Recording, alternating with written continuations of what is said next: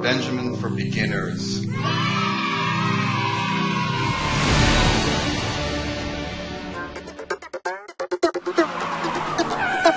King and Pawn versus King. Hello everyone, I'm Joel Benjamin. Welcome to Benjamin for Beginners, a series of video lessons designed for players starting out, particularly children.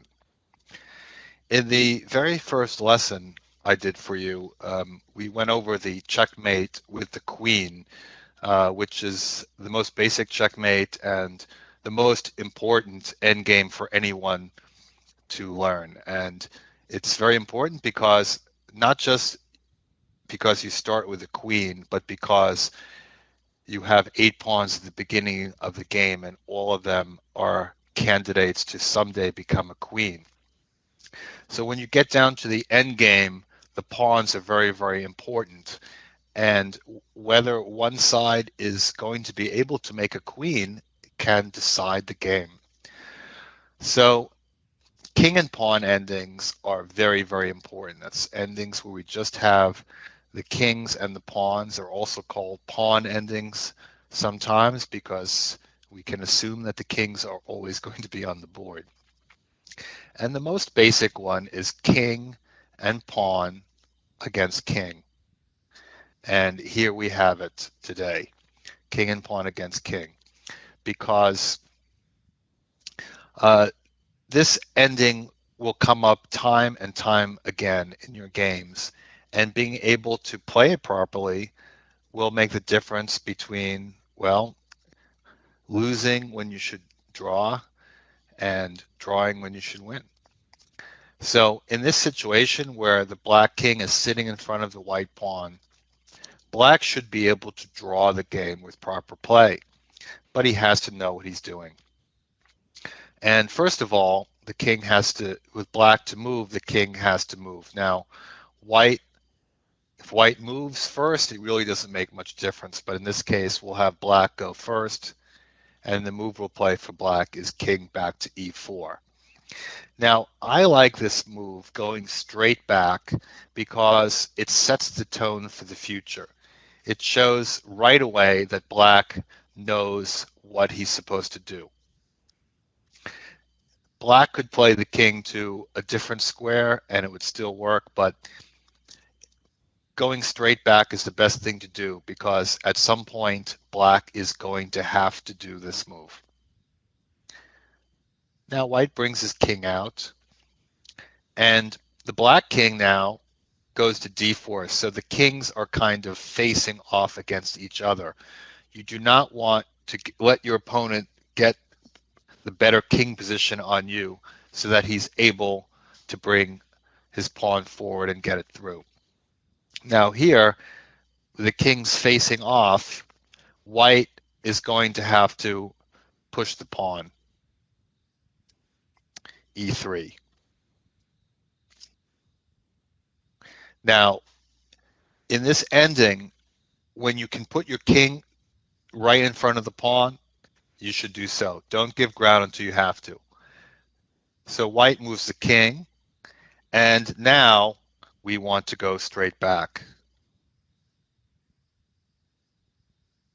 King d3, and again we go opposing the king. We go in front because we can, and we go straight back.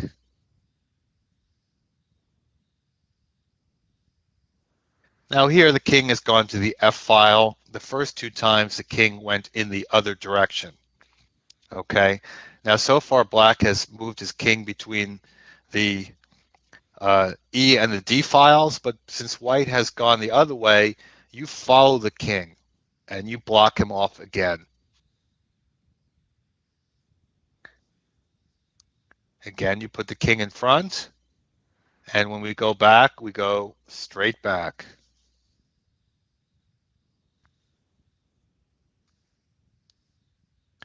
We pose the king again.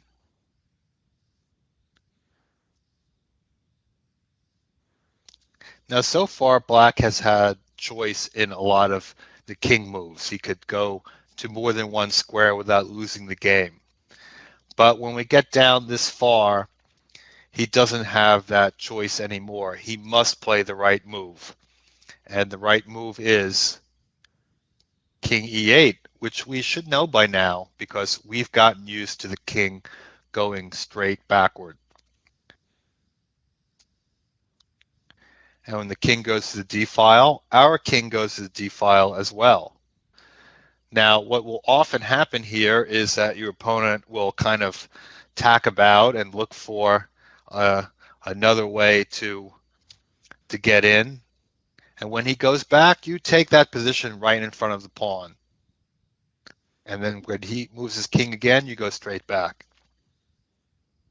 Here, white comes in the other way, and you follow him. So eventually, white is going to run out of tricks, and he's going to have to push the pawn. And then after king e8, king e6, and we have a draw by stalemate. Very important, again, to be understanding of the stalemate rule. Stalemate is very different from checkmate. Black has no legal moves, but he is not in check. So the game is a draw. And stalemate is a very, very important rule for the king and pawn ending. Now, I've seen a lot of players get all the way up to this situation, and they've done everything right, and then they make a mistake. And I think part of the reason is that for some players, especially kids, you don't like to be checked. But one thing about this ending is that when that pawn checks the king, that actually tells you that you're doing it right. Because when he checks you, then you get the stalemate. And that's kind of a shorthand way of helping you get it right. Because if you don't go straight back in front of that pawn, here you don't get checked, but you're in what we call zugzwang. And that means you have to make a move when you don't want to make a move. All right, in chess, you don't have a choice. Sometimes it's better not to move at all. If it's white's move, the game would end in a stalemate. But here, black has to move, and white gets the pawn through. In chess, especially in pawn endings, it's often not just where you go, but when you get there. Timing can be everything. Okay, so let's back up to the beginning and let's see what happens if we don't do everything right. Okay, we're going to start again with our king e4, king d2. Now we're going to make a mistake. See, with the move king d4 in the game, black maintained the opposition. And opposition is a very, very important word in pawn endings. What it basically means is a situation where the kings are facing off against each other. And to have the opposition means that you are forcing your opponent's king to move, or in this case, forcing the pawn to move up before it really wants to. It means that you don't have to move out of the way. And an analogy that I like to make is to think of the kings as, well, let's say, if you're a football fan, and I'm talking about American football, you can think of this as a wide receiver and this as a defensive back. And the defensive back doesn't want to make the first move and let the wide receiver get past it. Or you could think of international football or soccer, where the defender does not want to be forced to go to the side and let the player with the ball get through. And here, white has to push the pawn, and black is still doing well. But let's consider if black makes a mistake and moves the king back. Now white is going to get the opposition. And king d3. This is very important that the king goes to this square. This is going to be the winning move. Because now when black goes king e5, white plays king e3. And the thing is, I've seen this position so many times when one young player gets the opportunity to win the game and they don't even play the right move. Sometimes I see kids play pawn to e4. They're so anxious to make a queen that they want to move that pawn forward. But it's actually an advantage to keep that pawn back, because if you have that pawn back, then you can often fake him out with your king and get him to go to the side, get the opposition. And so the winning move is king to e3, because now the defender will have to move out of the way. He'll have to give ground, and when he goes one way, you go the other way. And the game could continue like this. Again, we're not in a rush to push that pawn. We get the opposition.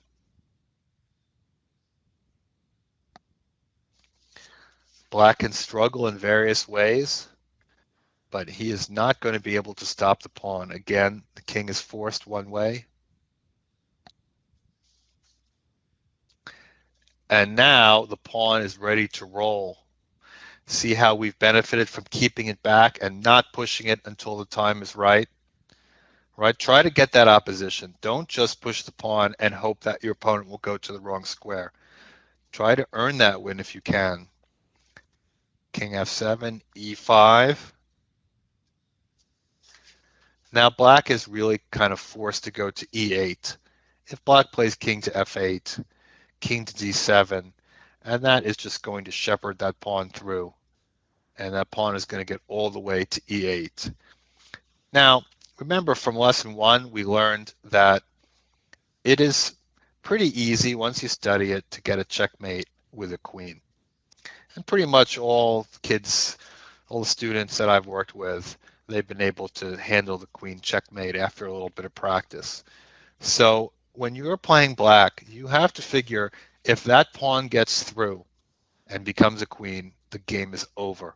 I mean, you can keep playing, but you have to figure that stopping that pawn from queening is what you absolutely need to do to save this game. You cannot let it happen. But in this case, it's already too late for black. If king to e8, white is in position to win the game. Now, he's not going to win the game by pushing the pawn, and I've seen that many times. Kids are so anxious to get the pawn through, and one way you can kind of see in your mind is that it's not going to work, is that when that pawn gets to 7th rank, it's going to be check, and that's a good sign for the defender. That means that we're in the stalemate situation again. But if white isn't so hasty pushing that pawn, he can win the game. Again, white can grab the opposition by playing king to e6. And now black will have to give way with the king, one way or the other. King to f8, king to d7, king f7, and we see e6 check, and that pawn becomes a queen. And we all know what to do with that queen now that we've seen the queen checkmate from lesson 1. So basically, if that king is sitting comfortably in front of the pawn, then the weaker side should be able to make a draw. But we see one little slip and it all goes away. That's why you have to be very careful with how you play your king. And if you're the defending side, you want to take your time. Don't rush these moves. Take your time, look it over, check to make sure that you're putting your king on the right square. If your opponent is moving fast, that doesn't matter. You don't have to keep up with him. Take your time. Make sure you get it right. Make sure you get that opposition, and when you have that opposition, you keep the opposition. Here, you're forcing the pawn forward, and that's what you like, actually. The side that's trying to win wants to have that king in front of the pawn, because only with white having the king in front of the pawn does he really have a chance to win the opposition, to get the black king to go to one side so that white is able to gain ground and get that pawn through all the way. As long as black is playing sensibly, moving the king straight back when he has to, moving the king to oppose the king, moving the king back in front of the pawn when he can, and when he's in front of the pawn and has to move, straight back. Following the king to the side, putting the king in front of the pawn, straight back, follow the king, go in front of the pawn when you can, and finally, when you get up here, you must go straight back, and that is going to draw the game. He can struggle for a bit, but you still follow the principles. Put that king back up there, and then when your king is sitting directly in front of the pawn, you go straight back, and there's just nothing that the other player can do about it. But remember, if you have the stronger side, if you have the extra pawn and your opponent is not careful with his king, you take advantage of it. You get that opposition. You have the kings facing off when it's your opponent's move. Okay, and that's very, very important. And there's just one last thing that's useful to know about this kind of situation is that, let's say, black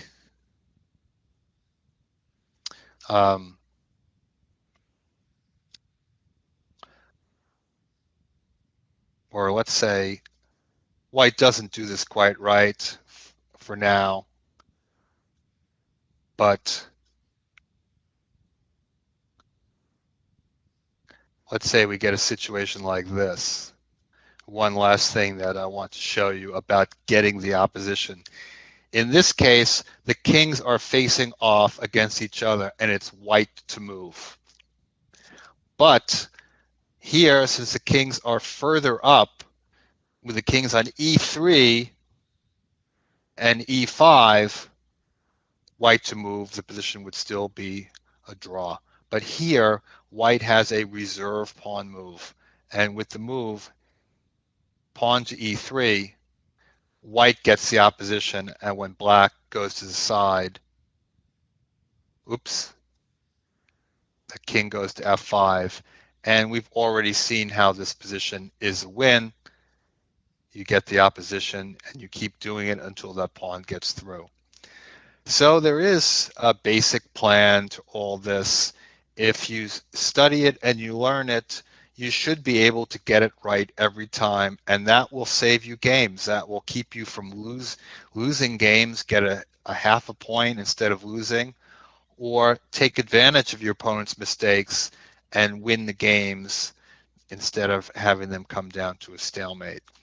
King and pawn versus king is the most important endgame beyond how to mate with a queen, which as you get stronger won't even really be considered an endgame anymore.